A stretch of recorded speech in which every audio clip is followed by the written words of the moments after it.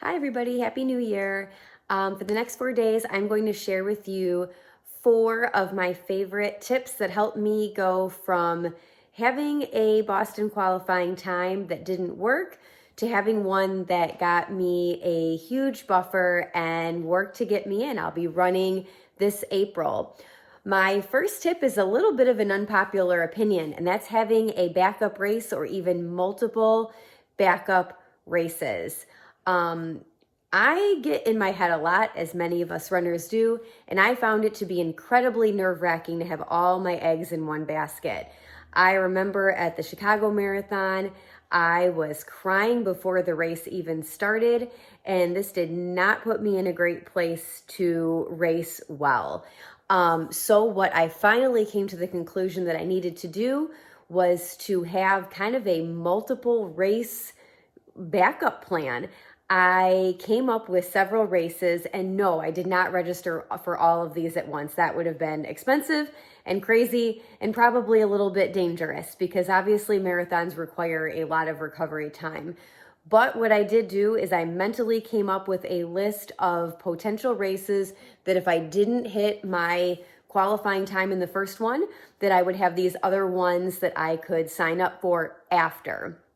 So my first tip is to have backup races that allows you to race with less mental pressure and maybe even race a little bit braver.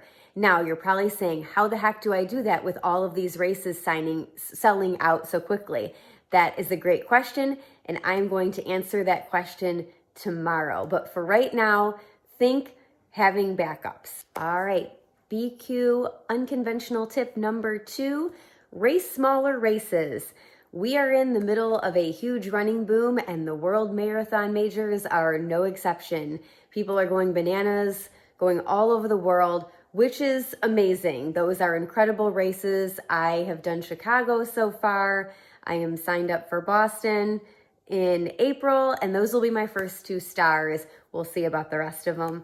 However, if you are looking to BQ, the World Marathon Majors and some of the huge races, I'm not sure they're the best option.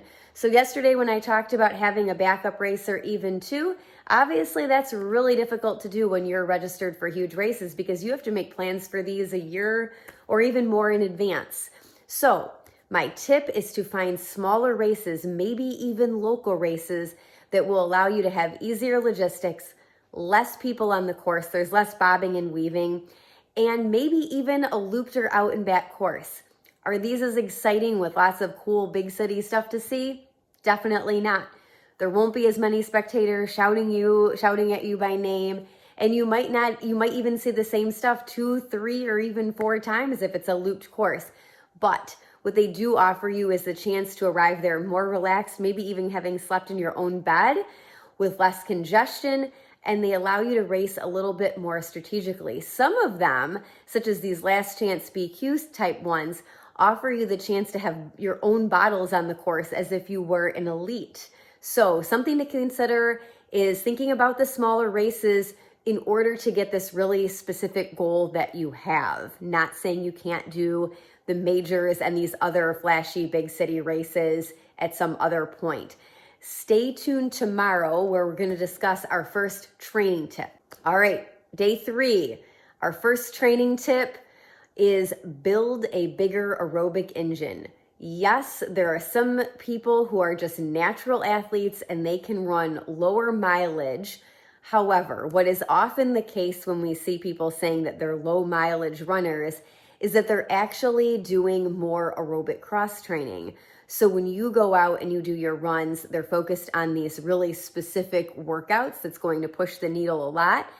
But these plans or these people that you see doing this, that doesn't mean that they're overall doing a low volume of training, just that they're doing lower running miles and lots of cross training. And if someone truly is a lower mileage runner, first of all, good for them. I wish it was me. It's not. There is a good chance that they have a tremendous experience in the sport and they have a huge lifetime base, and or they might just be a really gifted athlete. So my tip for today is build a huge aerobic engine. That's your zone 2, that's your easy running, it's your cross training, cycling, rowing, elliptical, that is going to help you to build up your overall aerobic engine, which is more than 99% of what you need for the marathon distance. Stay tuned for tomorrow. Last tip, how to actually start building that big base. All right, it's day 4. Our 4th tip is how to actually start building that big base from yesterday. It's to start right now. The thing that was hard for me to wrap my head around was that your BQ might take 2, 3, or even 8 training cycles. I got my first BQ back in 2022, and I'm gonna be honest, I was super smug. I thought, I've got it. I had a 4-minute buffer, and I had been working on it for a whole year before that, so I thought, it's a shoo-in. Not so much. I didn't get one that I could actually use until 2025.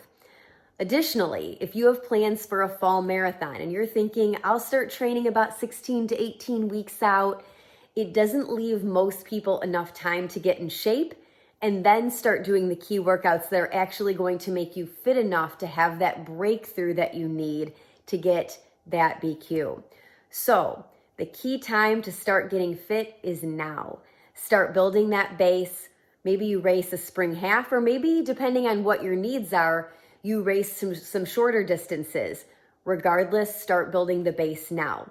If you would like to get a booklet with all of these tips in it, please click on the link or send me a comment and I'll be happy to send you the booklet your way. Thanks for watching.